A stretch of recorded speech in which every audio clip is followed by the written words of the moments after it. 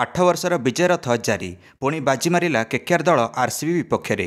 ତ ଆରସିବି ଓହ୍ଲାଇଥିଲା ନିଜ home ground Chinnaswamy ଷ୍ଟାଡିୟମରେ 8 ବର୍ଷର ରେକର୍ଡ ଭାଙ୍ଗିବା ପାଇଁ। କାରଣ 2016 ପରଠୁ ଆରସିବି ଥରେ ବି ଜିତି ନଥିଲା କେକେଆର ବିପକ୍ଷରେ ଚିନ୍ନାସ୍ୱାମୀ ଷ୍ଟାଡିୟମରେ। ପୁଣି ବିରାଟ କୋହଲି ବାହିନୀ ପରାସ୍ତ ସାମନା କରିଲେ କେକେଆର ବିପକ୍ଷରେ। ତ କେକେଆର 7 ୱିକେଟରେ ଏକତରଫା ଜିତିଗଲା ମ୍ୟାଚ୍ ନମ୍ବର 10 IPL 2024ର, ସେଇଟା ବି ଆରସିବି ବିପକ୍ଷରେ।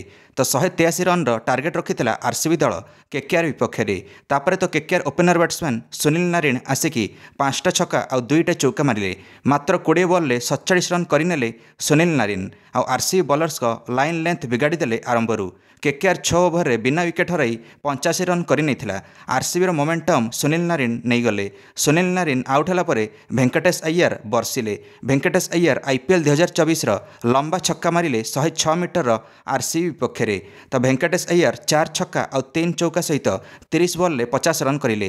ଭେଙ୍କଟେଶ ଅୟ୍ୟାର ନିଜ 1000 IPL ରନ୍ ବି ସମ୍ପୂର୍ଣ୍ଣ କରିଲେ। ତାପରେ କେକେଆର କ୍ୟାପ୍ଟେନ୍ ଶ୍ରେୟସ ଅୟ୍ୟାର ଆସିକି ରିଙ୍କୁ ସିଂ ସହିତ ସାରିଦେଲେ ମ୍ୟାଚ୍। ଆହୁରି 3 ଓଭର ବାକି ଥାଉ ଥାଉ କେକେଆର ଜିତିଗଲା 3 ୱିକେଟ୍ ହରାଇ। ଶ୍ରେୟସ ଅୟ୍ୟାର 39 ରନ୍ କରି ନଟ୍ ଆଉଟ୍ ରହିଲେ। ରିଙ୍କୁ ସିଂ 5 ରନ୍ କରି ନଟ୍ ଆଉଟ୍। ଆରସିବିର ବିରାଟ କୋହଲି ସର୍ବାଧିକ ରନ୍ କରିସାରିଛନ୍ତି ବର୍ତ୍ତମାନ IPLରେ।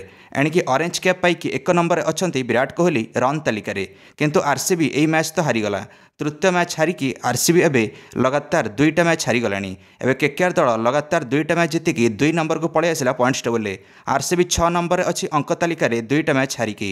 ସୁନୀଲ ନାରିନ୍ ନିଜ ଘାତକ ବ୍ୟାଟିଂ 20 ବଲ୍ରେ 47 ରନ୍ ଆଉ ଗୋଟିଏ ୱିକେଟ୍ ନେଇଥିବାରୁ ପ୍ଲେୟାର ଅଫ୍ ଦି ମ୍ୟାଚ୍ ପାଇଲେ। ଆପଣମାନଙ୍କୁ କ'ଣ ଲାଗୁଛି ଆରସିବି ଆଉଥରେ କମ୍ ବ୍ୟାକ୍ କରିପାରିବ ନା ନାହିଁ, ନା ବାଉନ୍ସ ବ୍ୟାକ୍ କରିପାରିବ ନା ନାହିଁ?